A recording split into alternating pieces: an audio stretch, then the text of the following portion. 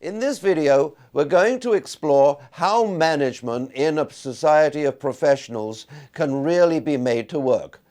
The clip opens with an example of fabulous management, fabulous coaching that was done to me earlier in my career, and contrasts with the sorts of management that we often see inside professional firms. I joined the Harvard faculty as, assistant professor. I'm not joking, I'm convinced this is a hiring mistake. Right? I'm pompous now, but back then I promise you I wasn't as pompous as I am now. And I'm not in performance maximizing mode, I'm in don't get found out mode. I'm not building for the future. I'm just trying to get my work done, i.e. in that case teaching, and stay out of trouble. And they leave me alone for a little while. And after, I think it was about 6 months or so, there's a knock at the door. I open my door, and there's one of my senior colleagues. And he says, "David, you got a minute for me?" "Sure, come on in." He says, "Such a pity we don't have time to speak to each other." And by the way, listen to this story. I'm going to ask you to interpret it later when I'm finished of what he did. He said, "Such a pity we don't have time to talk to each other. I just thought if you could spare me a minute, you don't have to dash off to your class, David, do you?" I said, "No, I've got a minute or two." He said, "Tell me, just let's catch up with each other. What's your research about?" And he knew I wasn't doing any research, and I knew I wasn't doing any research, but I mumble and stumble, and I say, talk about, well, it's early yet, and I really don't want to commit myself, and I'm thinking about a number of things. And I babble on, and eventually the phrase escapes my list that maybe one day professional firms might be interesting to look at. And he goes into thought mode. Have you seen Columbo? Remember the TV series? Okay, this is literally, if you want to know how to be a great practice group leader, don't read any of my books. Just go back and re-watch Columbo episodes. Okay, because the trick of great practice group management is get the other guy to confess without you ever having to accuse him of anything. Right, you remember Columbo? That's exactly how he does it. So, this colleague of mine says, "Professional firms, huh?" He says, "You know what, David? That's not a stupid choice." He says, "Now you mention it, you're probably right. I don't remember anybody focusing on that. There can't be much around." He says, "What a clever idea to choose something that nobody else is specializing on. Well done." He says, "Let's not fool each other. There's going to be a lot of hard work here, but, get a real shot."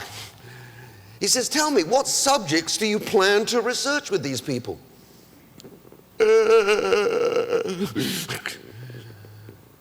And for the first and probably the only time in my life, I was speechless.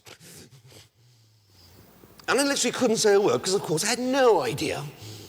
And I will never forget to my dying day his exact phrase. He said, "I can see you haven't thought it through completely." He said, "But, I've been around here a long time. I've met a lot of these professional firms. I know a few of them." He says, "I hear them talk. Let me pass on to you, David, some of the experiences I have, meeting with these lawyers and accountants and consultants. Let me share with you the issues I hear about, in case any of them are interesting to you." And he shares a bunch of issues. Now, real world here, don't let me tell an inspiring story. I hope you're with me. Real world, you got no choice at this point, right? You have to pick one of those issues. So I say to him, again, hedging the sentence, I don't commit myself too much. I say, "Well, it might be interesting to look at these issues with those firms." So he goes back into Columbo mode again. He goes, "Oh, very interesting." He said, "David, the more you talk about your plans, the more excited I get." He says, "I can see it now." Again, don't let's underestimate here what's involved. This is a lot of hard work. But I can see it now. You're going to make a name for yourself. We're going to be proud of you. You can do this. This is great. "Tell you what I'll do for you," he says. "I'll have my secretary bring down a typed list of the names, addresses, and telephone numbers of every lawyer, accountant, and consultant that I know. And feel free to call them, David, and use my name." Tell these people that I suggested you call. And then he looked at his watch, and I promise you this is not an exaggeration. That was the entire conversation, word for word, real time. 4 minutes. He said, David, I wish I could stay. It's so enjoyable having these conversations. It's so nice to see a young professional begin to bloom. But I wish I could stay, but my duties call me away, and he left. Now, I'm serious. Within 10 minutes, his secretary was at my door with a typed list of names, addresses, and telephone numbers of lawyers, accountants, and consultants. And again, don't let me be an inspiring speaker. Are you with me? You have no choice. There is nothing you can do at that point except call those idiots. And of course, they turn out not to be idiots, and they turn out to be really interesting people, and the next thing you know is I've got a career. Am I making sense? So here's what you've got to do some of the work in this. Let's see if we can analyze this together. I am literally not exaggerating. I'm saying that's how you do it. And what I want you to analyze is, what did he do? What was it that took, this person, me, with potentially some capabilities, we don't know yet, and got me on the path to trying hard and, seeing whether I could actually pull it off? What were the key elements of his approach? Anyone help me start making my list? One aspect of what was it that he did that made it work? Yeah. Enthusiasm. Whose enthusiasm? His enthusiasm for your... Right, let's put about that. It was his enthusiasm about me. In other words, see if you agree with this. If he had come in and critiqued me, right, this is where you're underperforming, David, let me tell you why you're a loser. It would have been valid. I'm not trying to say I wasn't losing. I am trying to say that the worst way of getting someone turned on is to point out where their flaws are. Human beings do not function that way. Yet law firms are designed to do annual performance appraisals and let's tell you what's wrong about you all. Right? We put in place practice group leaders whose sole skill is to tell everybody what their weakness is and why you are an underperforming partner. And I'm not saying that's immoral. I'm saying it shows a profound lack of understanding of how human beings work. Right? You want me to get going. Find a way to take the sting out of the criticism. Am I making sense on how you and I work? Right? So, part of what made it work is he was reminding me without actually saying it that I could be doing better. But are you with me?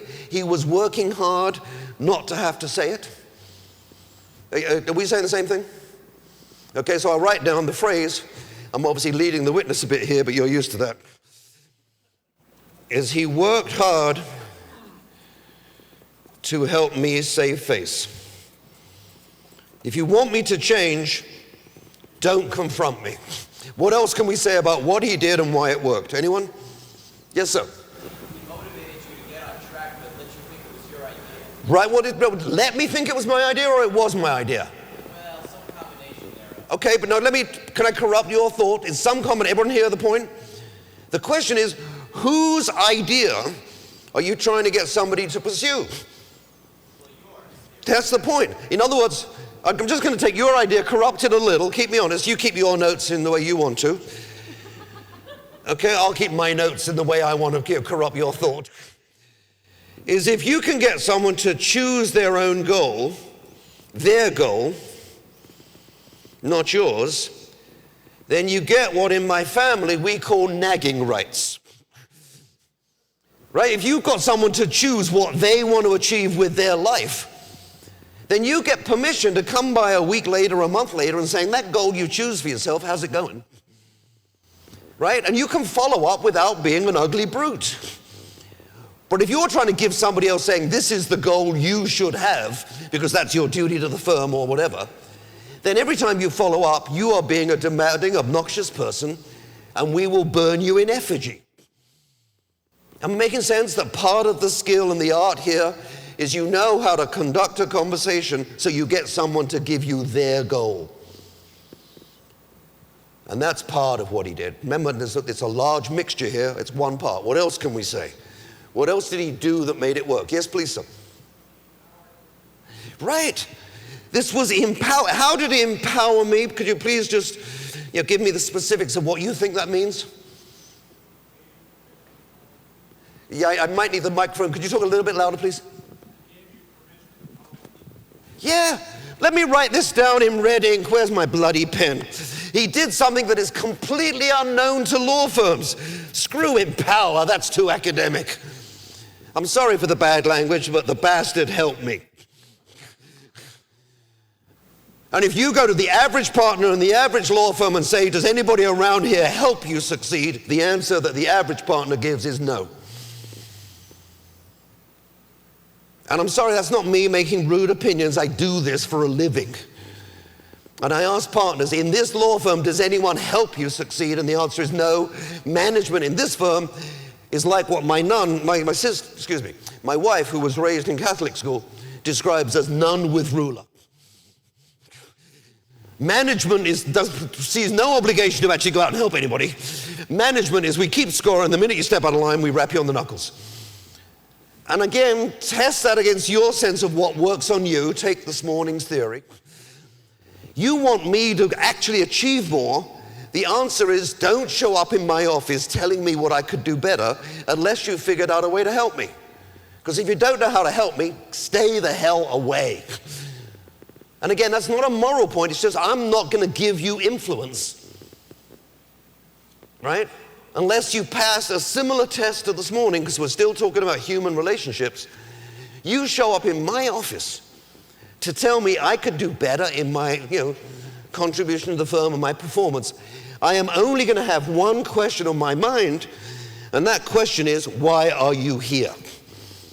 And like this morning's test with my dentist, the question is, there are only two possibilities. You are here because you're actually trying to help me succeed. And if I believe that of you, my practice group leader, my managing partner, I believe you're trying to help me, then I hope you're still with me on the logic. I will actually listen to you. I'll engage in the conversation. I won't accept everything you say, but there will be a conversation. And you'll get, i.e. the firm will get, the benefits of my greater efforts if I believe you're here to help me. But if I believe, as is true of most practice group leaders and most executive committee members, you're not interested in helping me. You're here because the firm wants higher, per partner profits. The rainmaker's going to quit unless we beat everybody up. Then, quite honestly, if you're here not to help me, then the likelihood that I'm going to engage in a serious to and fro in a conversation goes down. And your degree of influence over me goes down. In other words, without trying to be idealistic and moralistic, the answer I'm trying to give to the question of how do you motivate people, which is people respond if they think you're trying to help. People hate it if they think you're trying to be a boss, a cop, a nun, an administrator. Management is not what you have been heard from the consultants for the last 20 years. Management, by the way, is not what they taught me at the Harvard Business School either. And this is very sad. I love the school. I'm very proud of, my history. But I have to tell you something curious I found, which is I have every business degree the planet has to offer. And I left that education realizing that I knew a lot about business and nothing about managing. Everybody clear about the potential difference between those two words? Managing is about interpersonal influence on people when you have conversations with people. Simple point of fact, do they actually leave your presence more turned on, and do they in fact achieve more? That's managing. Most people in executive and managerial positions in law firms know nothing about managing. They've learned a few business lessons like cash flow management. But that's business and it's important and don't neglect it, but it's not managing. Managing turns out, and listen to this sentence, sorry I'm getting carried away now, but this is very important. This is people's lives we're talking about. Managing, it turns out, has nothing to do with IQ. It has nothing to do with intelligence. It's literally zero. Management has nothing to do with rationality. Management is purely an interpersonal, social, political skill, which is, do you know how to talk to people so they get excited? And it is not the test of, are you right in your advice? Many practice group leaders think their job is to come into another partner and be correct about how the other partner is doing it wrong. And they probably are correct. I'm saying they probably are, smart. But in point of fact, does that work? And the answer is no. Coming in and pointing out where the other person is stupid is not a well-known method of getting them to respond positively. In other words, we're appointing the wrong people to managerial positions. The implications of this video is that you must think through what kind of managing do you really want to take place in your firm, and how are you going to ensure that it actually happens? How are you going to select for the right kinds of managers who are interested in doing perhaps some of the things we talked about here? How can we provide the right incentives for them to have the time and the interest to do those things? You probably have in place good business management in your firm. The next challenge is how can we have well-managed firms?